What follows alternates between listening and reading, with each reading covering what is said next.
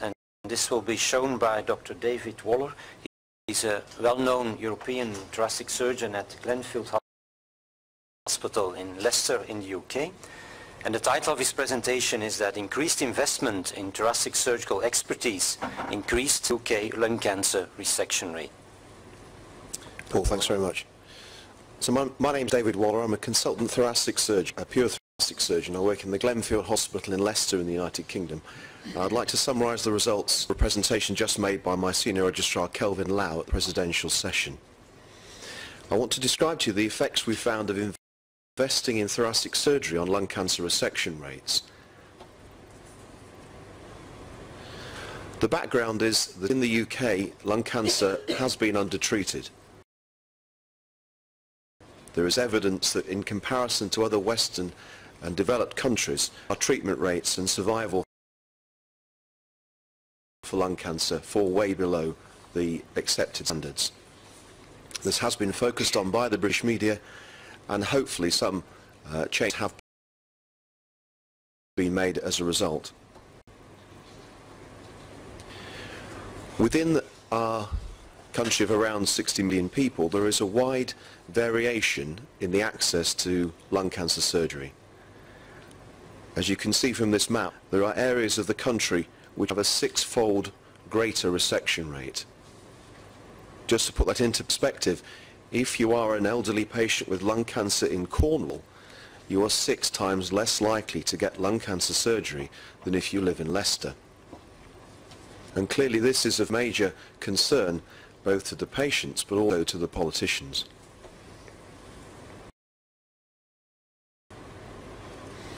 As you can see here, this again has attracted the attention of the British media in the past. This graph shows the resection rate adjusted for various confounding factors such as sex and age. This is a real difference. The background to this is the standard UK lung cancer pathway. Because of our state healthcare system, virtually all cases are referred in from primary care to a specialist service. They are initially screened and discussed at a multidisciplinary, which will include a chest, an oncologist, and hopefully in most cases a surgeon. This is the first point where the surgeon is in the lung cancer pathway.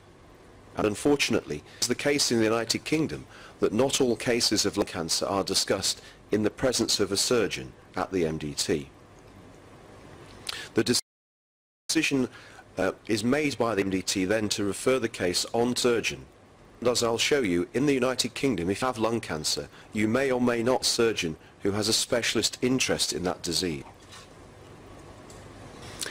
One of the benefits of this, one of the aspects of presentation has shown the benefit of the National Lung Cancer Audit, which is a way of recording all the data pertaining to lung patients within our state healthcare system. And our presentation is basically analysis of its results.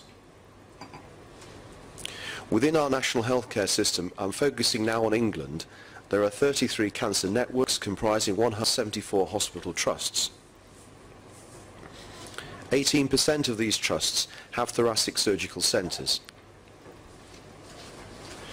But in 58% of these trusts, there are 2 pure thoracic surgeons. In 2008, which is the last analysed lung cancer audit, over 15,000 confirmed cases of lung cancer were in the United Kingdom, and 14% underwent resection. Data from the Centre for Workforce Intelligence, current data in England, shows this distribution. Less than half of the surgeons operating on lung cancer are pure thoracic surgeons. There are 63 surgeons whose practice combines both cardiac surgery and lung surgery. There are 114 surgeons whose surgery comprises entirely heart surgery. Our analysis in this presentation related the data from the National Lung Cancer Audit to manpower data obtained from that last source. And these are the main findings. Lung cancer resection rate in centres who treat more cases. Lung cancer resections are higher in patients who are first seen in one of the specialist centres, the base centres where there is thoracic surgery, rather than in the referring centres. Importantly, lung cancer resection rates are higher in centres where 2 or more specialist thoracic surgeons as opposed to cardiothoracic surgeons. And, reflecting the lung cancer pathway, lung cancer resection rates are higher, significantly higher, when surgeons attend preoperative MDTs. And we found that after the analysis of the 2008 data, there were appointments in 5 of those 31 units of new specialist thoracic surgeons. When we reanalysed the changes in resection rates, surprise, surprise, the increase in resection rate was greatest in those units who had employed new specialist thoracic surgeons. What does this mean? If we look at the implications for the lung cancer surgery workforce, and we take the network that had the best resection rate data, we had 3 pure thoracic surgeons who saw 150 new cases of lung cancer per year in their MDTs. And each surgeon attended on average 1.5 MDTs a week. So use that as the gold standard, and we apply that across England. For 15,700 cases we would need 107 thoracic surgeons, and if we looked at the MDT attendance, if we kept the same number of MDTs, we would need 113 surgeons. Now, looking back to that workforce data, if we assume that 63 of those mixed practice surgeons devoted half of their time to lung cancer surgery, which we're not sure that's true, we have a current total of 89 whole-time equivalents. So you can see we are understaffed in terms of specialist thoracic surgical expertise.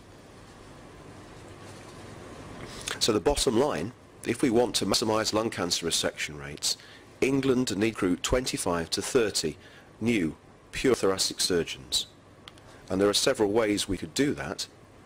We could increase the number of surgeons in training who currently train in both cardiac and thoracic, and increase the number who were specially trained in thoracic surgery and particularly lung cancer surgery. Perhaps we could persuade the surgeons who currently have a mixed practice to decide if they want to specialise in either cardiac or thoracic surgery. In that, if our authorities don't realise the importance and don't change the training structure, or our hospitals don't realise the importance of our surgeons specialising, we could import new thoracic surgeons from within the EU, but that of course would be particularly acceptable to many of the population or medical specialities. We hear a lot about the developments in new drugs and technology, but I will put it to you that these have borderline effects on the overall survivorship of lung cancer. There is unpublished data as yet to be released that shows that increasing the resection rate has a major impact on the population survival from lung cancer. And there is data to suggest that if everyone, all the centres, move to the higher resection rate, they could increase survival in lung cancer in England by 12%, which could approximate to over 5,000 extra survivors from lung cancer over a 3-year period. So it's still important, vitally important, in the treatment of lung cancer, and the message is lung cancer surgery is even more important. Thank you.